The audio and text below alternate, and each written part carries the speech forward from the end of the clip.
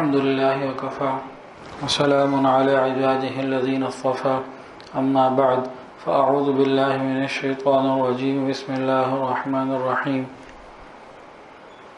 حتى زرتم المقابر وقال الله تعالى في مقام آخر إن تعذبهم فإنهم عبادك وإن تغفر لهم فإنك أنت العزيز الحكيم سبحان ربك رب العزة عما يصفون وسلام على المرسلين والحمد لله رب العالمين اللهم صل على سيدنا محمد وعلى آل سيدنا محمد وبارك وسلم اللهم صل على سيدنا محمد وعلى آل سيدنا محمد وبارك وسلم اللهم صل على سيدنا محمد وعلى آل سيدنا محمد وبارك وسلم.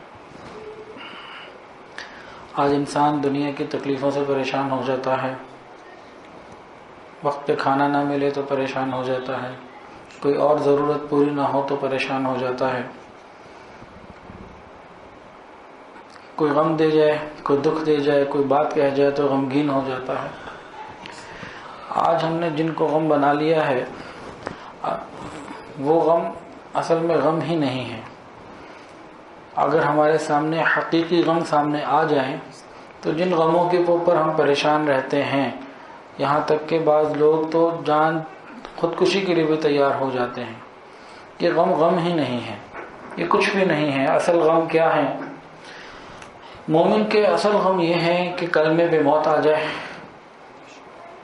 قبر کے اندر عذاب سے بچ جائے, قیامت کے دن حساب سے بچ جائے, نبی علیہ السلام کی شفاعت مل جائے, پل صراط کو کراس کرنا ہے وہ آسان ہو جائے, اعمال نامے کا جو وقت ہے دائیں ہاتھ پر عطا ہو جائے, قیامت کے دن عرش کا سایہ مل جائے اور جنت میں داخلہ مل جائے. یہ اتنے بڑے بڑے غم اور مسائل ہیں کہ ان کے سامنے دنیا کی چیزیں کوئی قیمت نہیں رکھتی. یہ وقتی اور عارضی ہیں, ختم ہو جانے والی ہیں. تو آج عذاب قبر کے بارے میں بات ہوگی کہ کیوں ہوتا ہے, اور کل انشاءاللہ العزیز وہ اعمال بتائے جائیں گے کہ جن اعمال کے کرنے سے اللہ رب العزت عذاب قبر سے بچا لیتے ہیں, نجات دے دیتے ہیں. تو عذاب قبر ویسے تو بد اعمالیوں کی وجہ سے ہوتا ہے, لیکن کچھ خاص گناہ ایسے ہیں جن کو عذاب قبر سے خاص تعلق ہے, جن میں ایک تو پیشاب کی بے احتیاطی کرنا. حضرت انس رضی اللہ تعالی عنہ سے روایت ہے کہ حضور پاک صلی اللہ علیہ وسلم نے ارشاد فرمایا کہ پیشاب سے بچو, اس کے چھینٹوں سے اور اس کے قطروں سے بچو, اس لیے کہ عام طور پر عذاب قبر پیشاب کی وجہ سے ہوتا ہے. ایک اور حدیث کے اندر ہے, حضرت ابو ہریرہ رضی اللہ عنہ سے روایت ہے, رسول اللہ صلی اللہ علیہ وسلم نے ارشاد فرمایا کہ اکثر و بیشتر عذاب قبر پیشاب کی وجہ سے ہوتا ہے. ایک تیسری روایت کے اندر ہے, حضرت میمونہ کی روایت ہے رضی اللہ تعالی عنہ, انہوں نے نبی علیہ السلام سے پوچھا کہ ہم عذاب قبر میں گرفتار ہو سکتے ہیں؟ تو نبی علیہ السلام نے ارشاد فرمایا کہ ہاں, پیشاب کی وجہ سے. قبر کے اندر پاکی ناپاکی کا مسئلہ اس وجہ سے مسئلہ کھڑا ہو جائے گا. اب پیشاب کے اندر کیا کیا جائے, اس کو صحیح طریقے سے سیکھا جائے. اگر انسان فلش میں بیٹھا ہوا ہے تو گھر میں فلش لگوائے تو ذرا گہرے قسم کا, کہ چھینٹے واپس نہ آئیں. کہیں بھی انسان کرے تو بہت ہی احتیاط کے ساتھ کہ چھینٹے واپس نہ آئیں, اور اگر خدا نہ خواستہ آ جائیں تو پھر اپنے پاؤں کو پاک کریں. اسی طرح چھوٹے بچوں کو سکھانا بہت ضروری, چھوٹے بچوں کو سکھانا بے انتہا ضروری ہے ان مسائل کو, تاکہ پاکی ناپاکی کا مسئلہ ابتدا سے ہی ذہن میں آ جائے. اور آج دین سے دوری کا اتنا عالم ہے کہ کھڑے ہو کے بھی پیشاب کر لیتے ہیں, کہیں بھی سائڈ پہ بیٹھ کے پیشاب کر لیتے ہیں. یہ شخص چھینٹوں سے کیسے بچ سکتا ہے؟ نہ اپنے کپڑوں کو بچا سکتا ہے, نہ نماز پڑھ سکتا ہے. یہ تو ناپاکی کی حالت میں زندگی گزارے گا, تو اپنے لیے عذاب قبر کو خود ہی تیار کر رہا ہے کھڑے ہو کے. اب ایئرپورٹوں کے اوپر بے شمار معاملہ ایسا شروع ہو گیا کہ کھڑے ہوتے ہیں, آتے ہیں, کھڑے ہوتے ہیں, پیشاب کرتے ہیں, نہ کوئی سنجا نہ کوئی بات. اللہ خیر سنا. یہ عذاب قبر کو عذاب دینے والی بات ہے, اللہ کو ناراض کرنے والی بات ہے. اس کا اہتمام کرنے کی ضرورت ہے. انسان جب بھی قضاء حاجت کے لیے جائے, پیشاب کرنے کے لیے جائے, بڑی تسلی سے فارغ ہو اور اس کے بعد مزید احتیاط، اگر کسی کو کوئی مسئلہ ہو تو علماء سے تسلی سے پوچھ لیا جائے، تفصیل سے پوچھ لیا جائے، تاکہ قبر کی اس پریشانی سے بچ جایا جائے۔ ہماری آنکھ کا دیکھا غلط ہو سکتا ہے، آقا کی زبان سے نکلا ہوا حرف غلط نہیں ہو سکتا، تو ہمیں اس کی احتیاط کرنی پڑے گی۔ اس کے علاوہ شرح مسند احمد میں ہے کہ جو اللہ تعالیٰ کے احکام ہوتے ہیں نا، ان سے لاپرواہی برتنا، ان کو کوئی اہمیت ہی نہ دینا، اس وجہ سے بھی عذاب قبر ہوتا ہے۔ اور لکھا ہے کہ ان گناہوں کا ارتکاب جو اللہ تعالیٰ کے غضب کو، غصے کو دعوت دیتا ہے، بے حیائی، اس پہ اللہ بڑے ناراض ہوتے ہیں، بے پردگی بڑے ناراض ہوتے ہیں، ایسے گناہ جو اللہ کے غضب کو دعوت دینے والے ہوں، ان کی وجہ سے بھی عذاب قبر ہوتا ہے۔ اللہ اکبر کبیرہ۔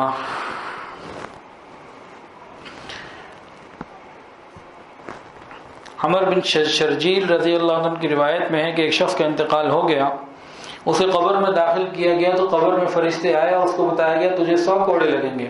اس نے کہا کم کر دو، کرتے کرتے کرتے 10 رہ گئے، اس نے کہا اور کم کرو، پھر 1 رہ گیا، کہا 1 تو لازمی لگے گا۔ پھر وہ اس کو لگا دیا گیا، اور وہ جو کوڑا لگایا تو ایک ہی چنگاری آئی جس سے قبر میں اجالا ہو گیا اور وہ بے ہوش ہو گیا۔ جب وہ ہوش میں آیا تو اس سے پوچھا مجھے 1 کیوں لگایا گیا، 99 تو معاف ہو گئے؟ تو فرشتوں نے جواب دیا کہ ایک دن تم نے پیشاب کیا تھا اور وضو نہیں کیا تھا اور نماز پڑھ لی تھی۔ لکھا ہے کہ شاید اس شخص نے بھولے سے یہ عمل کر لیا تھا۔ تو عذاب قبر طہارت کے ساتھ بڑا اس کا تعلق ہے۔ اور ایک اور حدیث کے اندر آتا ہے، حضرت قتادہ رضی اللہ عنہ کی روایت ہے، نبی علیہ الصلوۃ والسلام دو قبروں کے پاس سے گزرے، آپ خچر پر سوار تھے تو وہ بدکنے لگا، آپ نے فرمایا اسے ابھی بدکنے کا حق ہے، ان 2 قبر والوں پر عذاب ہو رہا ہے، لیکن کسی بہت بڑی گناہ کی وجہ سے نہیں ہو رہا، ایک کو تو اس وجہ سے ہو رہا ہے کہ پیشاب کے چھینٹوں سے نہیں بچتا تھا، خیال ہی نہیں کرتا تھا، اور دوسرے کو اس لیے ہو رہا ہے کہ وہ لوگوں کی غیبت کیا کرتا تھا، پیٹھ پیچھے لوگوں کی برائیاں بیان کرتا تھا۔ اور بحیقی شریف کی ایک روایت میں ہے، نبی علیہ الصلوۃ والسلام نے فرمایا کہ عذاب قبر 3 وجوہات سے ہوتا ہے، ایک غیبت، دوسرا چغلی، اور تیسرا پیشاب کی وجہ سے۔ آگے فرمایا کہ بھئی ان امور سے احتیاط کرو۔ اور ایک حدیث کے اندر آتا ہے کہ مسجد کے اندر ہنسنا، مسجد کے اندر ہنسی مذاق کرنا، یہ قبر کی تاریکی کا ذریعہ ہے۔ مسجد عبادت کی جگہ ہے، اللہ کا دربار ہے، تو اس کی ایک ہیبت، ایک عظمت ہوتی ہے۔ اب اعتکاف میں جو لوگ بیٹھیں گے، رمضان کا مہینہ ہے، اب مسجد کے اندر کھیل ہو رہے ہیں، مسجد کے اندر باتیں ہو رہی ہیں، لطیفے سنا رہے ہیں، ہنس رہے ہیں، تو وہ دوبارہ اس بات کو سنیں، جہاں تک بھی آواز پہنچے لوگوں کو اور بتائیں۔ حضرت انس رضی اللہ عنہ سے روایت ہے، نبی حضور پاک صلی اللہ علیہ وسلم نے ارشاد فرمایا مسجد میں ہنسنا قبر میں تاریکی کا ذریعہ ہے۔ ہنسنے سے مراد کسی جائز بات پہ ہنس جانا وہ ایک اور بات ہے، ایک ہے بات کے اندر ایسی باتیں نکالنا، ہنسنے کے موقع پیدا کرنا، یہ مذاق اڑانا، یہ اس طرح کی بات، یہ قبر کے اندر تاریکی کا ذریعہ ہے۔ جب مردے کو قبر میں ڈالا جاتا ہے تو اس کا رخ قبلے کی طرف کیا جاتا ہے، صرف رخ نہیں کیا جاتا بلکہ ٹیک دی جاتی ہے، کروٹ دی جاتی ہے باقاعدہ۔ لیکن ایک گناہ ایسا ہے کہ یہ قبلہ رخ پھیر دیا جاتا ہے، لٹانے والوں نے تو لٹایا، قبلے کی طرف کر کے لٹایا، لیکن بعد میں اس کے رخ کو پھیر دیا جاتا ہے، دوسری طرف کر دیا جاتا ہے۔ ابو اسحاق فزاری نے بیان کیا کہ ان کے پاس ایک قبر کھودنے والا آیا گورگن، اور اس نے کہا کہ میں نے ایک دفعہ قبروں کی کھدائی میں چند مردوں کو دیکھا کہ ان کے سر قبلے سے پھرے ہوئے تھے، ان کے چہرے قبلے سے پھرے ہوئے تھے، حالانکہ دفن کے وقت قبلے کی طرف کیے گئے تھے۔ تو امام اوزاعی رحمۃ اللہ علیہ، بہت بڑے بزرگ گزرے ہیں، فقیہ گزرے ہیں، ان کے پاس یہ بات پہنچی، انہوں نے جواب دیا کہ خلاف سنت امور کے ارتکاب پر موت واقع ہونے کی وجہ سے ایسا ہوتا ہے۔ ایک آدمی کو سنت کی پرواہ کوئی نہیں، رسوم و رواج، لوگ کیا کہیں گے، لوگ کیا کہیں گے، زندگی بھر ایک ہی جملہ ہماری زبانوں پر ہوتا ہے، لوگ کیا کہیں گے۔ کبھی یہ بھی سوچ لیتے اللہ کیا کہیں گے، لوگ کیا کہیں گے، یہ تو ہماری گھٹی کے اندر پڑا ہوا ہے، لوگ کیا کہیں گے۔ جان جس کو دینی ہے اس کی پرواہ کوئی نہیں، لوگ کیا کہیں گے، کہ جس سنت پر عمل کر لیا تو لوگ کیا کہیں گے، سادگی سے زندگی گزار لی تو لوگ کیا کہیں گے، فیشن نہ کیا تو لوگ کیا کہیں گے، خلاف سنت زندگی گزارنا، اس کے اوپر بھی عذاب قبر کا معاملہ ہی نہیں، قبلے سے رخ پھیر دیا جاتا ہے۔ اس نے رسول اللہ صلی اللہ علیہ وسلم کی سنتوں سے رخ پھیرا، اللہ نے قبر میں اس کا رخ قبلے سے پھیر دیا۔ اگر ہم چاہتے ہیں کہ ہمارا قبر کے اندر رخ قیامت تک قبلے کی طرف رہے تو زندگی میں اپنے رخ کو رسول اللہ صلی اللہ علیہ وسلم کے طریقے پر کر لیجئے۔ اس کے علاوہ بے وقت نماز پڑھنے سے بھی عذاب قبر کا تعلق ہے۔ علامہ ابن جوزی رحمۃ اللہ نے بیان کیا کہ مدینہ کا ایک شخص تھا، اس کی بہن کا انتقال ہو گیا، اسے دفن کر دیا گیا، اس کو یاد آیا کہ قبر میں میری کوئی چیز رہ گئی، تو کسی کو لے کے گیا، قبر کھودی تو اس کو اپنی گری ہوئی چیز تو مل گئی، لیکن پھر اس نے اپنی بہن کی قبر کو جب دیکھا غور سے تو قبر کے اندر آگ برس رہی تھی۔ جو اس نے اوپر سے مٹی اٹھائی اس کو چیز مل گئی، لیکن اس نے تھوڑا سا اور جب چیک کیا، بغلی قبر تھی، وہاں سے اینٹ نکالی تو قبر کے اندر آگ بھری ہوئی تھی۔ اس نے فوراً وہ اینٹ رکھی، قبر بند کی اور گھر آیا، ماں کو بیان کیا، اماں کیا ماجرا ہے، اس کے ساتھ ایسا کیوں معاملہ ہوا؟ فرمایا کہ نماز دیر سے پڑھتی تھی اور پڑوسیوں کے دروازے پر چھپ کر کان لگاتی تھی، دوسروں کی کھود کے دوسرے کیا کر رہے ہیں اس کی طرف بڑی فکر ہوتی تھی۔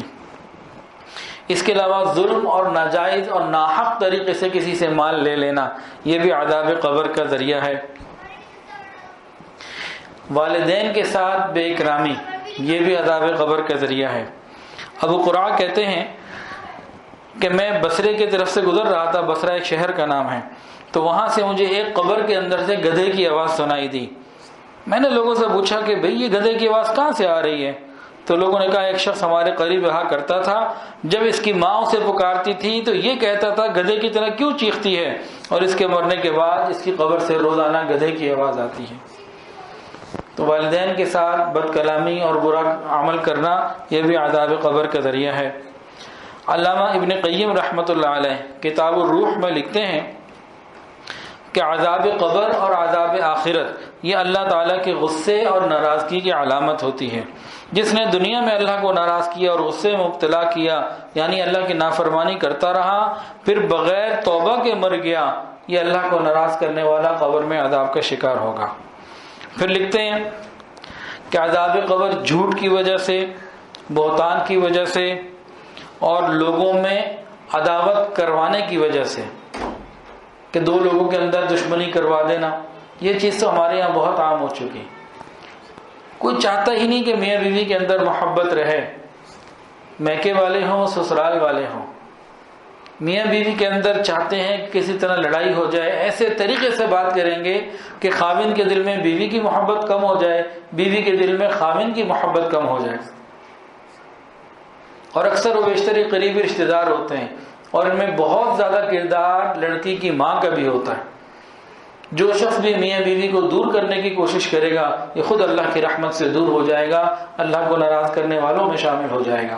میاں بیوی کو تو اللہ تعالیٰ نے چاہا کہ اللہ چاہتے ہیں کہ یہ محبت سے رہیں، تو لوگوں کے اندر دوریاں پیدا کرنے والا، عداوتیں پیدا کرنے والا،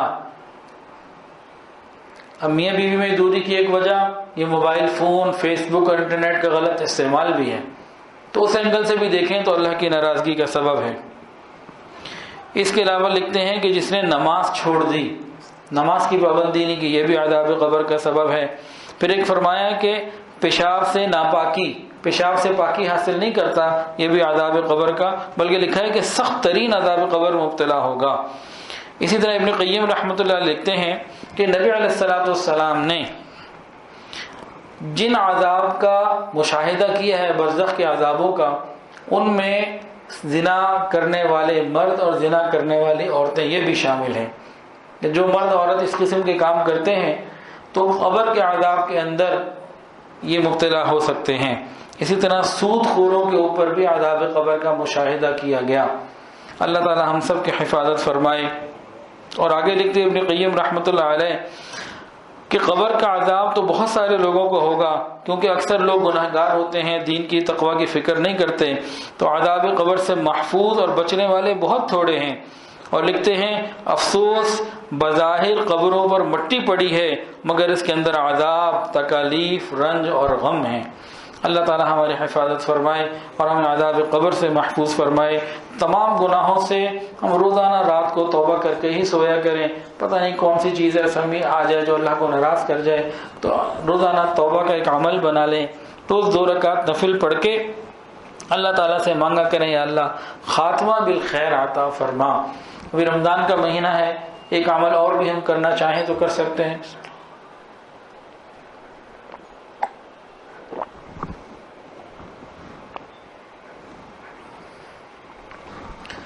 روزانہ 2 رکعت نفل پڑھیں، اس نفل کا ثواب بعد میں نبی علیہ الصلوۃ والسلام کو ہدیہ کر دیں۔ اس کے بعد دعا کریں، ان دعاؤں کو ان دعاؤں کا محور حضور پاک صلی اللہ علیہ وسلم ہو، ان ساری دعاؤں کا محور مرکز وہ نبی علیہ الصلوۃ والسلام ہو۔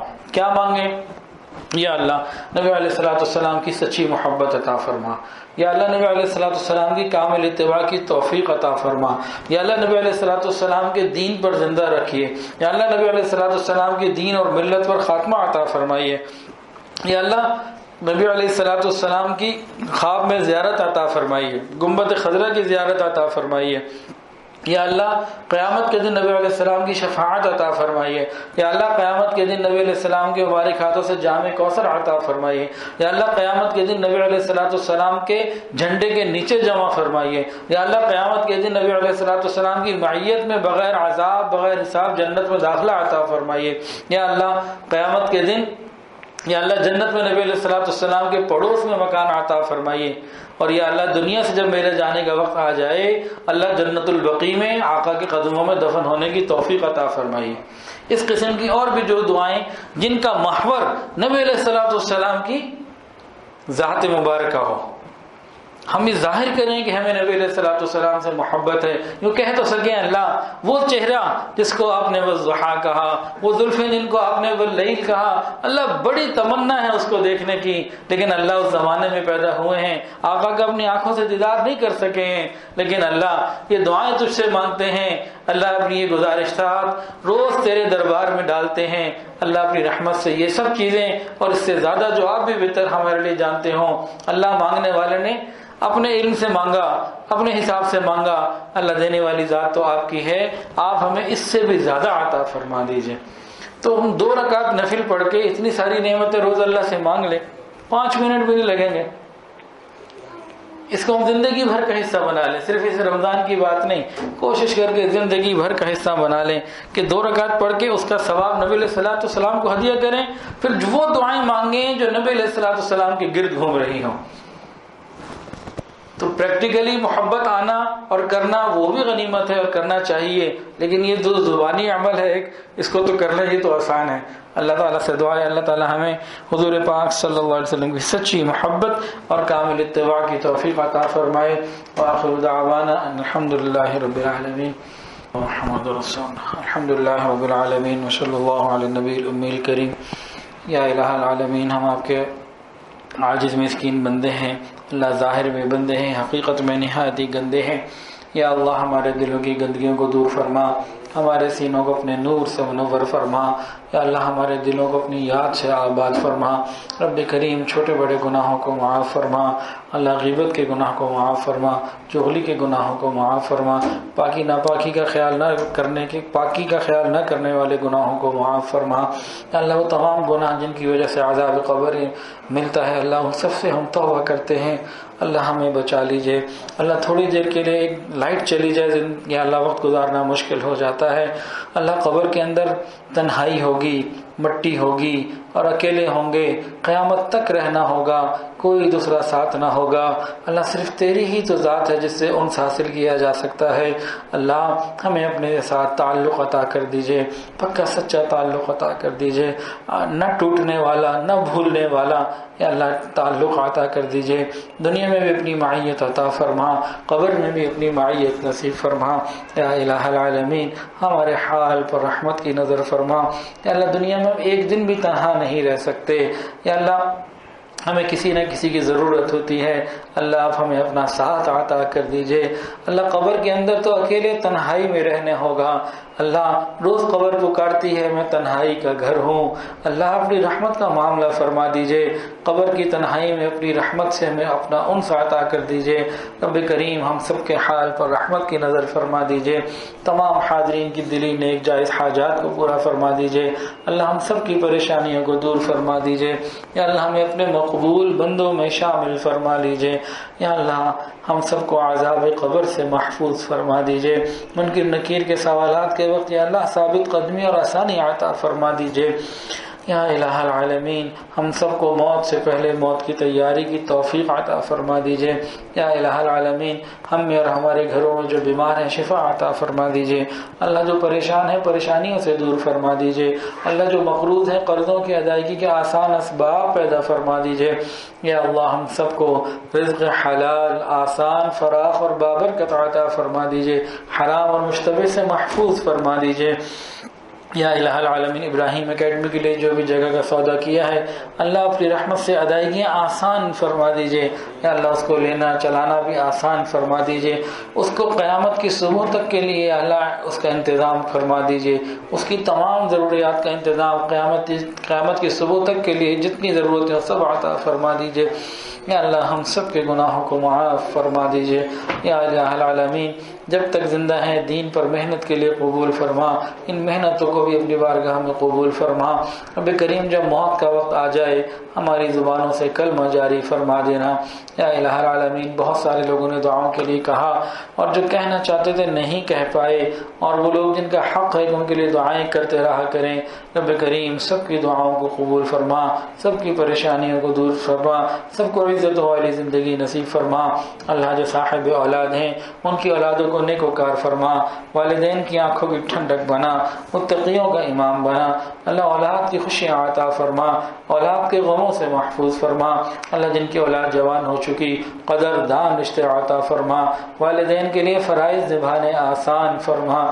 رب کریم ہمارے اس جامعہ رقیہ کو بھی اپنی رحمت سے قبول فرما۔ وصلی اللہ تعالی علی خیر خلقہ سیدنا محمد وعلی آلہ واصحابہ وآل بیت اجمعین، آمین۔